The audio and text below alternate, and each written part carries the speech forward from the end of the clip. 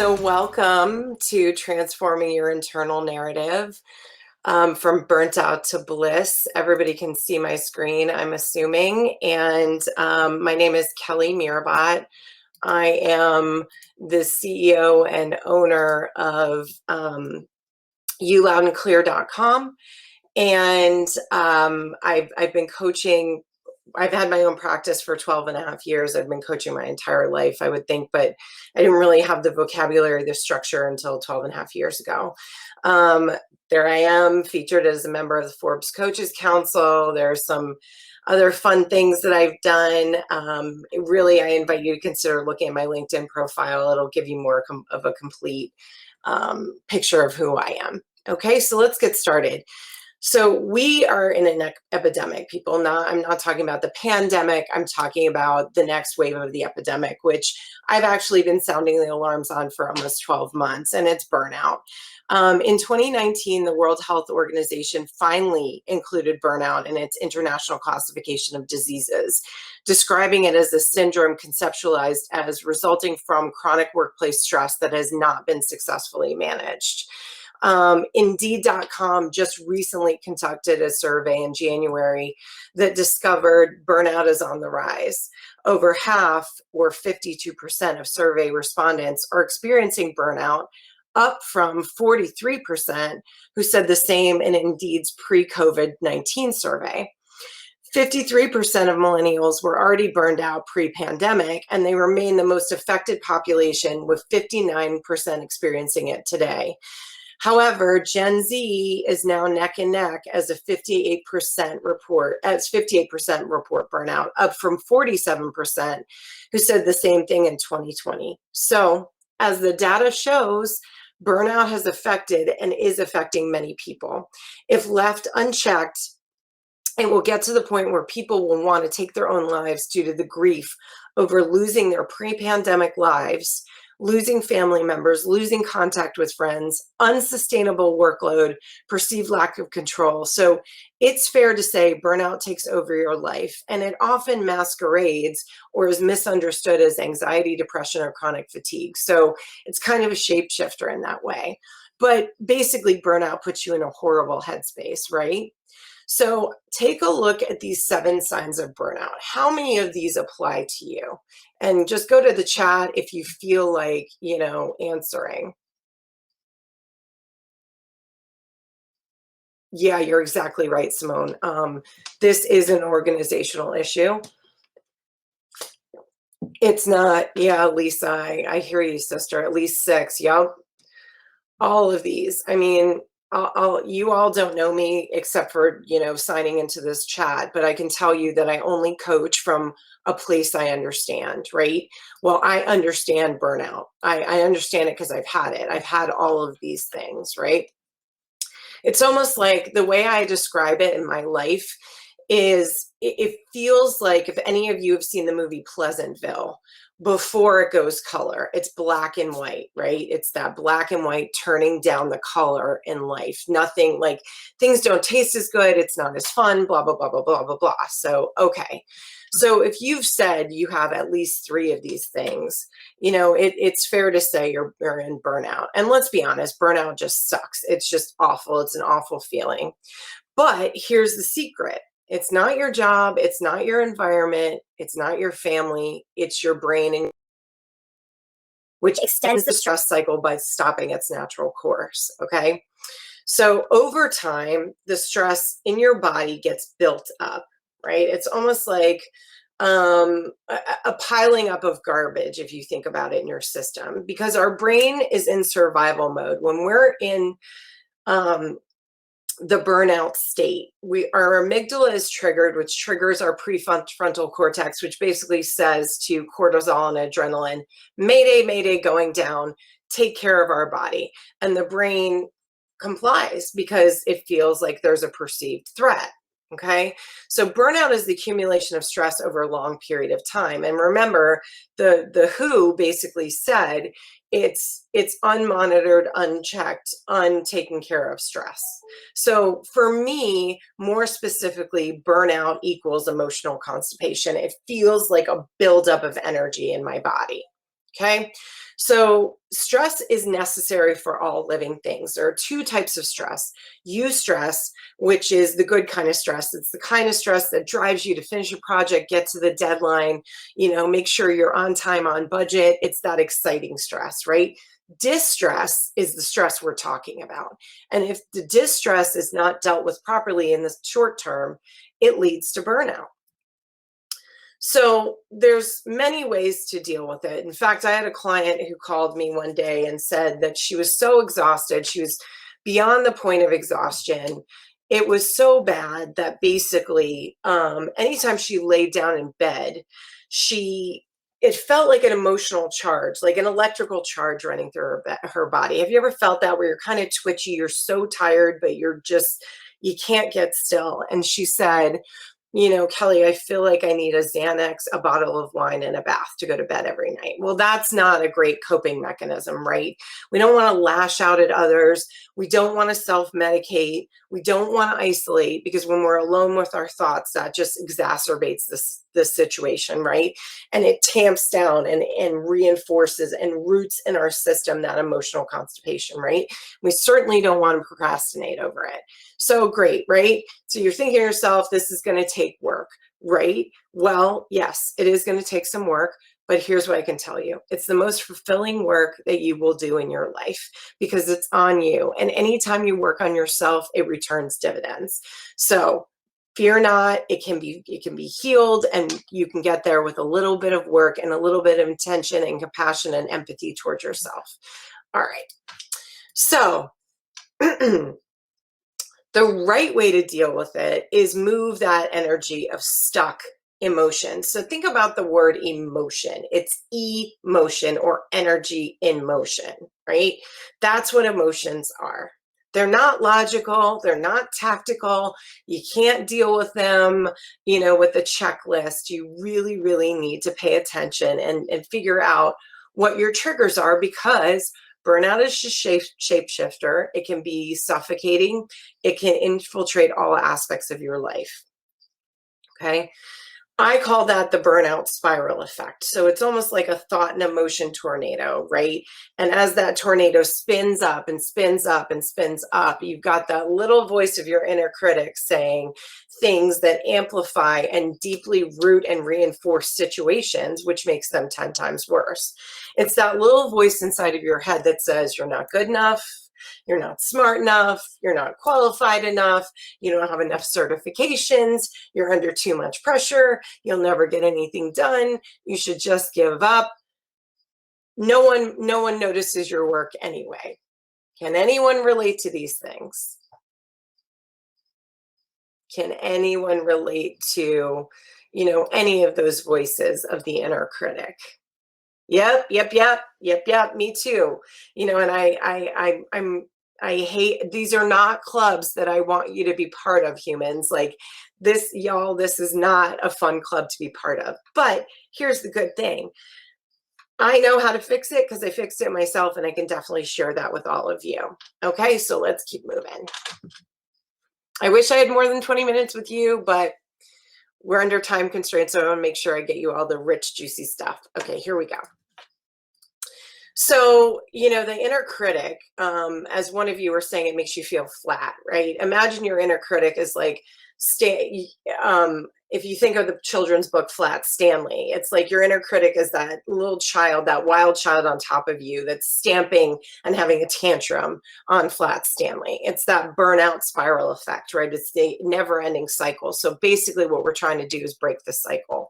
The voice only reinforces your burnout and stress, makes it worse.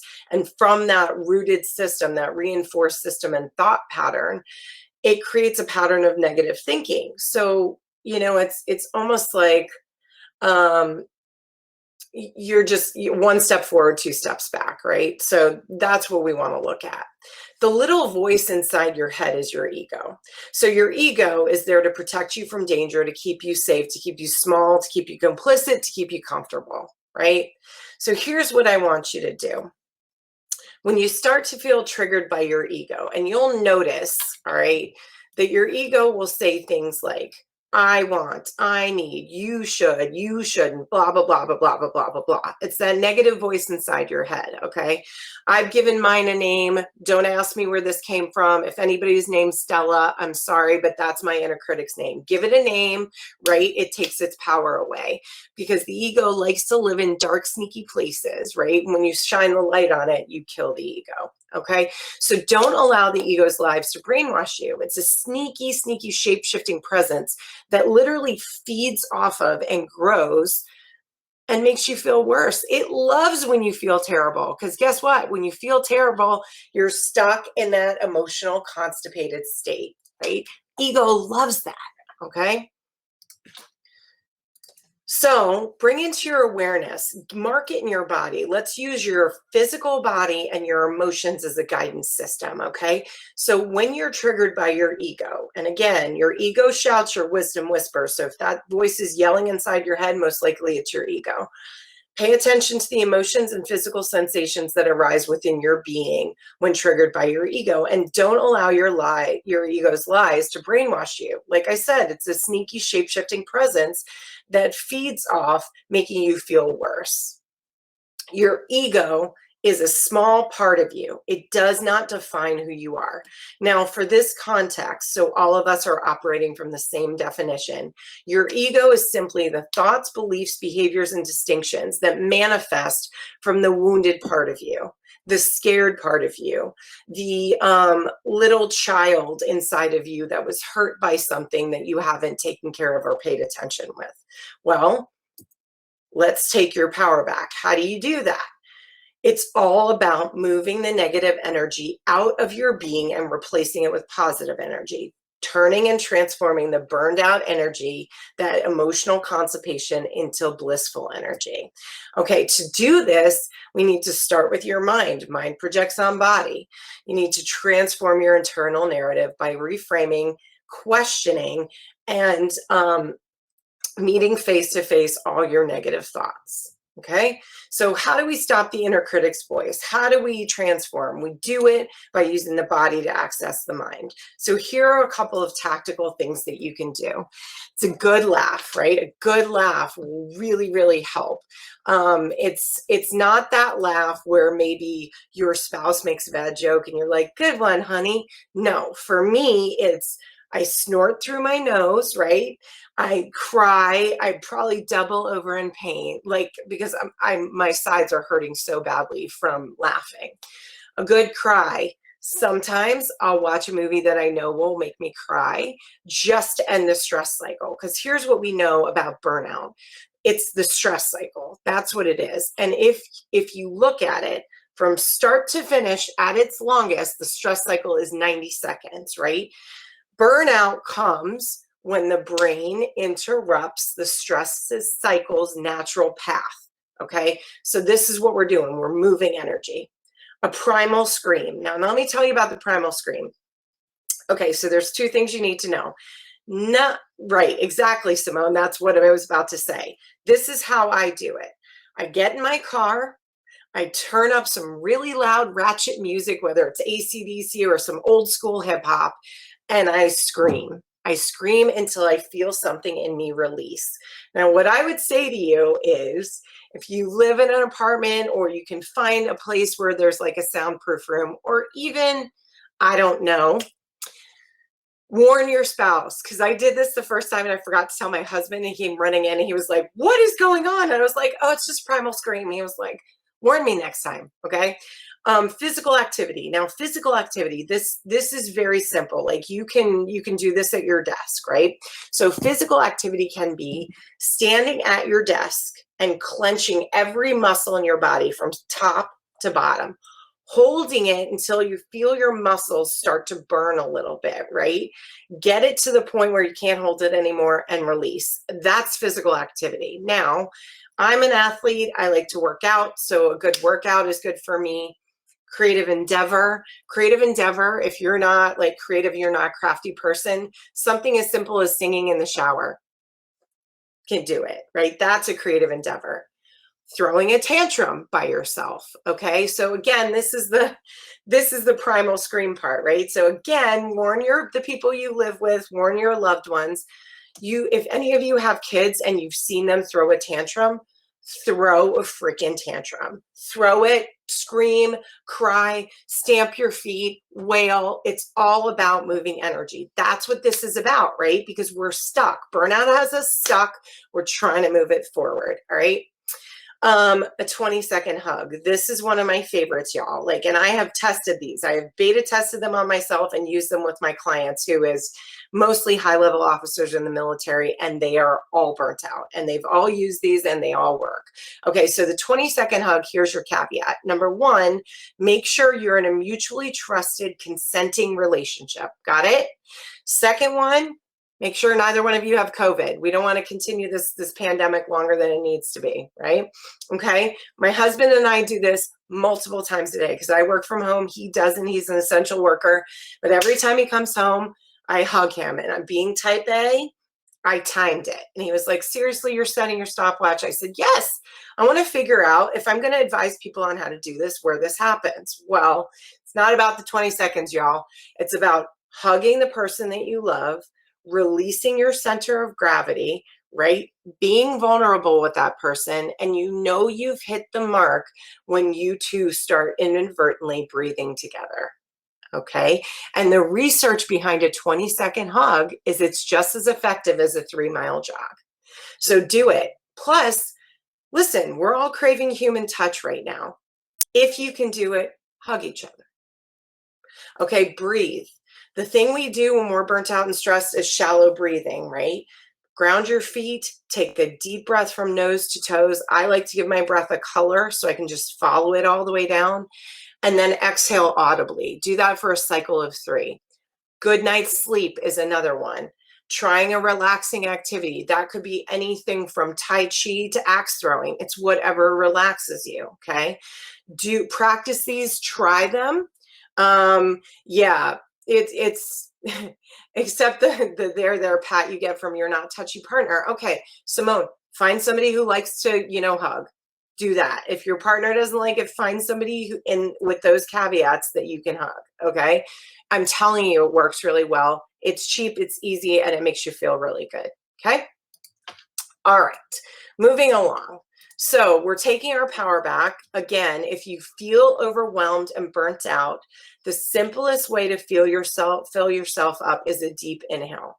So stop, take a breath, allow yourself to feel what you're feeling. Like, I like to say things like, okay, that's anger. I recognize it. I know it's temporary. It's only going to be here for a short time.